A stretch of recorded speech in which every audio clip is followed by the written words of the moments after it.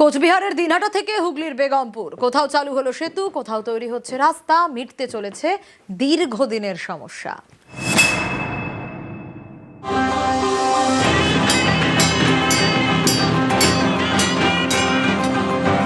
কোচবিহারের দিনহাটার পুটিমারি এই গ্রাম দিয়ে বয়ে গিয়েছে বুড়াধরলা নদী। নদী পেরোতে একমাত্র ভরসা ছিল সাঁকো, তাতে ঝুঁকিও বেশি। বাসিন্দাদের দীর্ঘদিনের দাবি ছিল গ্রামে পাকা সেতু হোক। প্রায় 2 কোটি টাকা খরচ করে তৈরি করা হয়েছে সেই সেতু। বুধবার থেকে তা চালুও হয়ে গিয়েছে। কত সুবিধা হয়েছে, নদীর উপরে মানুষ পার হবারে পায় নাই। ঝাংড়া দিয়ে যখন জল উঠছে তখন মনে করেন নদী ভাসি গেছে, ঘুরে দিয়ে দিয়ে পার হয়েছে, অনেক উপকার হয়েছে। যে বাচ্চা করছে স্কুল যাইতে পারে না, বর্ষার সিজনে আরও মনে করো অসুবিধা খুব। এখন বৃষ্টি হয়েছে অনেকের লোকের সুবিধা হয়েছে। পুটিমারি গ্রামের মানুষের যেমন সুবিধা হবে, ওইদিকে মাটালহাটের একটা বিস্তীর্ণ এলাকার মানুষেরও সুবিধা হবে যাতায়াত করবার ক্ষেত্রে। এটা অনেক দিনের চাহিদা।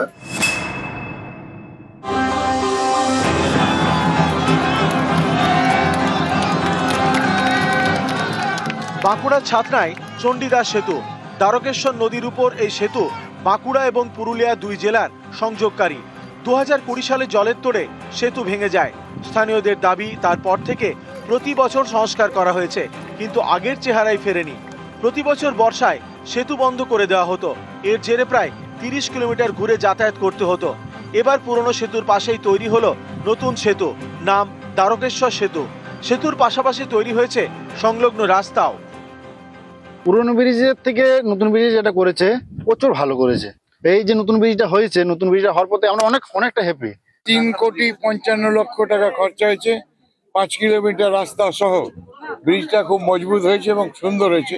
বাঁকুড়া এবং পুরুলিয়ার যোগাযোগ ব্যবস্থাটা বাড়লো।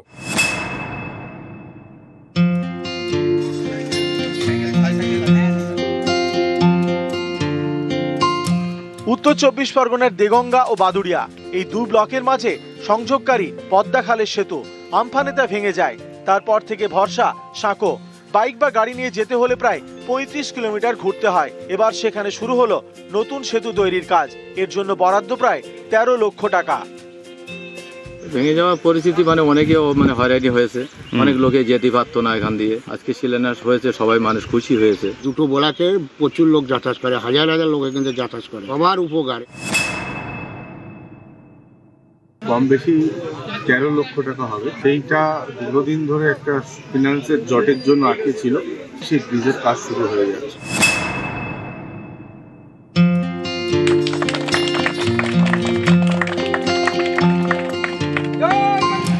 বর্ষাকালে রাস্তায় কাদা, অন্য সময় ধুলোয় ধুলো।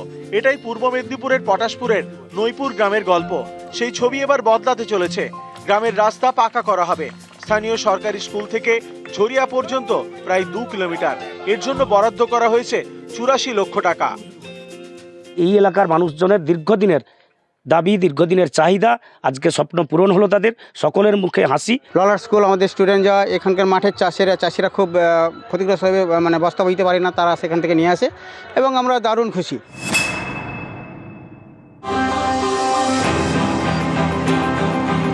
হুগলির চণ্ডীতলা, এখানকার বেগমপুরে তৈরি হচ্ছে 3টি নতুন রাস্তা। পথশ্রীতে বরাদ্দ মোট প্রায় 4,07,00,000 টাকা।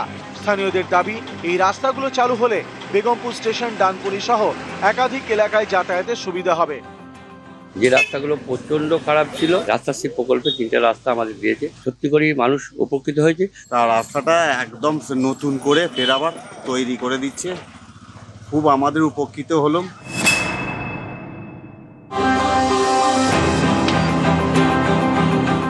জলপাইগুড়ির মাটিয়ালি, এখানকার কিলকোট চা বাগান এলাকায় তৈরি হচ্ছে নতুন রাস্তা এবং ড্রেন।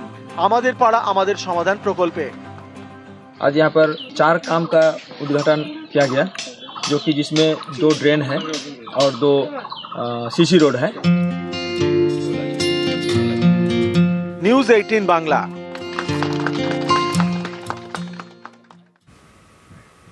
দক্ষিণ 24 পরগনার চম্পাহাটিতে তৈরি হচ্ছে প্রথম দমকল কেন্দ্র। পশ্চিম মেদিনীপুরে আবার আরেক ছবি। এখানে কৃষকদের জন্য চালু হয়ে গিয়েছে সোলার পাম্প।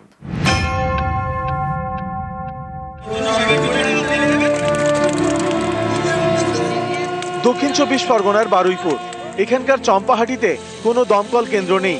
সবচেয়ে কাছের দমকল কেন্দ্র 8 কিলোমিটার দূরে, যে কারণে চম্পাহাটিতে কোথাও আগুন লাগলে দমকল আসতে অনেক সময় লেগে যায়, তাতে ক্ষয়ক্ষতি বেশি হয় বলে দাবি। এবার এই সমস্যা মিটতে চলেছে।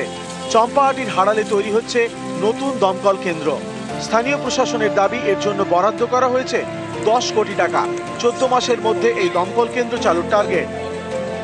আমরা যে ব্যবসাটা করি তাতে এটা তো দুর্ঘটনা ঘটতে থাকে, তাহলে তখন কি হয়, আমরা সবাই পাড়া থেকে সবাই মিলে ঝাঁপিয়ে পড়ে জল দিয়ে নেভাতে হয়। এবং ফায়ার ব্রিগেড যেটা আছে বারাইপুরে রয়েছে ফুলতলাতে, সেখান থেকে আসতে মনে করুন আধ ঘন্টার মতন সময় লেগে যায়।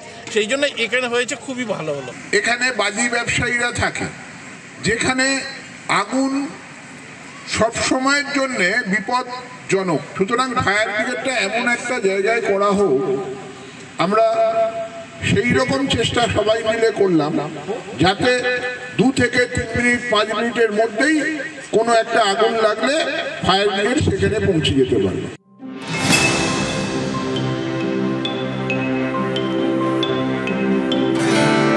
পশ্চিম মেদিনীপুরের সবং, এখানকার দেবক গ্রামে কৃষকদের জন্য সম্প্রতি চালু করা হয়েছে সোলার পাম্প। স্থানীয় প্রশাসনের দাবি 47 লক্ষ টাকা খরচ করে এই পাম্প বসানো হয়েছে। এর মাধ্যমে ফ্রিতে জল পাবেন কৃষকরা। এতদিন তাদের চাষের জন্য অনেক দূর থেকে জল আনতে হতো, সেই সমস্যা এবার মিটবে বলে দাবি। আগে ওই মিনি ছিল, মিনিকে বললে জল দিত না, খুব কম দিত। এখন সোলার হয়ে খুব ভালো হয়েছে। হ্যাঁ, এটাই সুবিধা, জল দিচ্ছে ভালো, এখনো টাকা পয়সা লাগছে না। যারা কাজের সুযোগ পেত না, চাষের সুযোগ পেত না, রুক্ষ জমি, খরা জমি, তারা ধান চাষ শুরু করে দিয়েছে। অর্থনৈতিক বিন্যাসটা বদলে যাবে। দক্ষিণ 24 পরগনা থেকে অর্পণ মণ্ডল এবং পশ্চিম মেদিনীপুর থেকে দিগ্বিজয় মাহালি, নিউজ 18 বাংলা।